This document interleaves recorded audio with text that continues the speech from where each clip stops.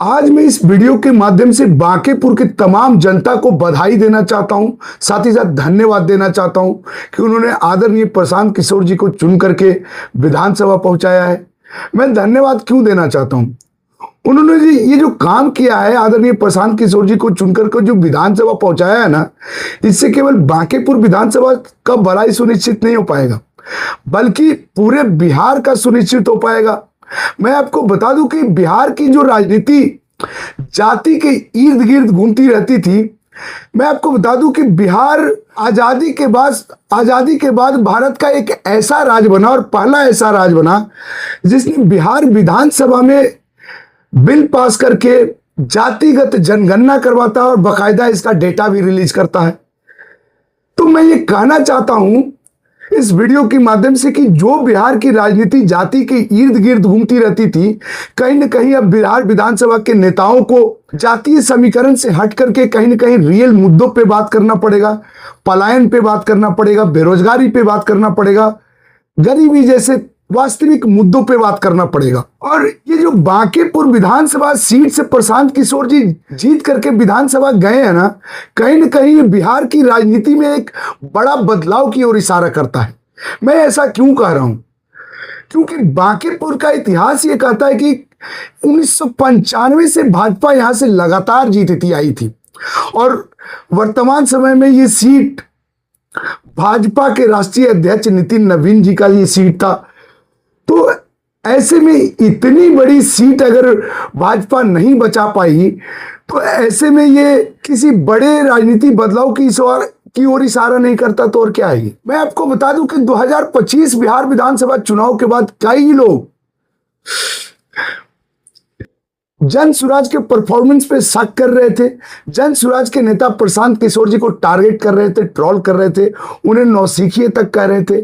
लेकिन प्रशांत किशोर जी का इतिहास हर कोई जानता है कि ये एक सफल रणनीतिकार के रूप में इनका कैरियर बहुत सफल चल रहा था। मेरे पास कुछ लिस्ट है जो कि मैंने लिख रखा है। कैसे इन्होंने वर्ष 2012 में विधानसभा चुनाव गुजरात में बीजेपी का परचम लहरवाया, बीजेपी की जीत हुई। वर्ष 2014 को कौन नहीं जानता, वर्ष 2014 में इन्होंने लोकसभा के चुनाव में चाय पे चर्चा जैसे मुद्दे करके बीजेपी का हवा को मजबूत किया, बीजेपी के लहर को मजबूत किया। और ऐसे तमाम लिस्ट है। वर्ष 2017 पंजाब विधानसभा चुनाव, वर्ष 2019 आंध्र प्रदेश का विधानसभा चुनाव, वर्ष दिल्ली विधानसभा चुनाव और वर्ष 2021 का तृणमूल कांग्रेस वेस्ट बंगाल, वर्ष 2021 तमिलनाडु विधानसभा। ऐसे में ये लोग जो नौसिखिए बता करके इनको ट्रोल कर रहे थे, उनको क्या पता था कि प्रशांत किशोर जी वास्तविक में एक रणनीतिकार हैं और उन्होंने अपना कमबैक इतनी जल्दी और इतने शानदार तरीके से सुनिश्चित कर रखा है, तय कर रखा है।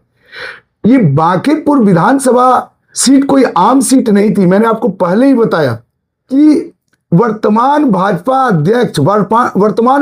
भाजपा राष्ट्रीय अध्यक्ष नितिन नवीन जी की सीट थी और ऐसे में भाजपा इतनी बड़ी सीट को नहीं बचा पाती है। तमाम दिल्ली के नेता, हालांकि वो तो है बिहार के ही, मनोज तिवारी जी आते हैं, वाजपेयी गलत से निकल गया, माफ कीजिएगा मुझे, मनोज तिवारी जी आते हैं, गाना गाकर लोगों को लुभाते हैं, आकर्षित करने की कोशिश करते हैं। इसके बावजूद भी इतने बुरे तरीके से हार, इतनी बुरी तरीके से हार, क्या कहना चाहेंगे? कहीं ये बड़ी बदलाव की ओर इशारा नहीं करता है? क्या राय आपका? अपने रखिए अपनी विचार कमेंट्स बॉक्स में और शेयर कीजिए इस वीडियो को ज्यादा से ज्यादा, ताकि भाजपा के इस वाक्य का जो लोग समर्थन कर रहे थे ना, भाजपा ये कह रही थी कि इस विधानसभा सीट से अगर वो कुत्ते बिल्ली को भी सीट दे देना, टिकट दे देना, तो यहां से वो चुनाव जीत जाएंगे। तो शेयर कीजिए इस वीडियो को और पहुंचाइए उन लोगों के पास, ताकि उन लोगों को भी पता चले कि भाजपा की यहाँ पे कितनी बुरी तरीके से हार हुई है। खोलिए उनकी आंखें। और जाते जाते एक अनुरोध मैं आपसे और करना चाहूंगा, चैनल को फॉलो कर लीजिए, सब्सक्राइब कर लीजिए, वीडियो को लाइक कीजिए। बड़ा मेहनत लगता है कंटेंट तैयार करने में, इसे बोलने लायक बनाने में, वीडियो लाइक शब्दों को संग्रहित करने में, और आपका कुछ नहीं जाएगा एक फॉलो करने में, सब्सक्राइब करने में। तो फॉलो कीजिए, सब्सक्राइब कीजिए, भाई को सपोर्ट कीजिए, ताकि हमें आगे भी इस तरह का वीडियो बनाने का हौसला मिलता रहे और मैं आगे भी वीडियो बनाकर आप आप तक अपने शब्दों को पहुंचाते रहूं। जुड़ जाइए हमारे साथ। धन्यवाद। जय हिंद, जय भारत।